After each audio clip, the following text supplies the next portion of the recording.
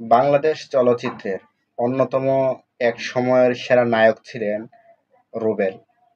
যেই রুবেলকে ৯০ দশকে অনেকেই চিনেছে নায়ক হিসেবে।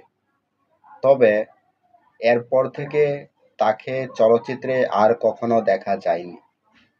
হঠাৎ করে সামাজিক যোগাযোগ মাধ্যমে এই চিত্রনায়কের মৃত্যুর খবর ভেসে আসে এবং একটি সিনেমা হলে গিয়ে হঠাৎ করেই নায়ক রুবেল মৃত্যুবরণ করেছেন বলে যেই নিউজটি প্রচার হচ্ছে সামাজিক যোগাযোগ মাধ্যমে, সেই নিউজটি কতটা সত্য সেটাই আজকে জানিয়ে দিব আপনাদেরকে।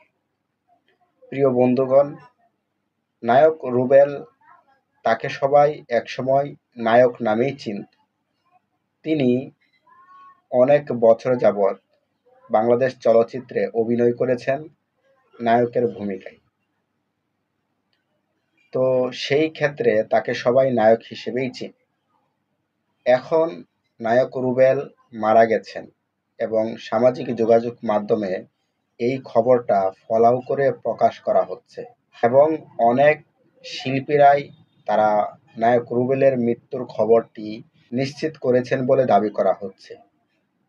বন্ধুগণ, আপনাদেরকে জানিয়ে রাখি, এটি একটি ফেক নিউজ এবং এই ঘটনার কোনো সত্যতা পাওয়া যায়নি। নায়ক রুবেল তিনি সুস্থ আছেন এবং তিনি বেঁচে আছেন, তিনি মারা যাননি।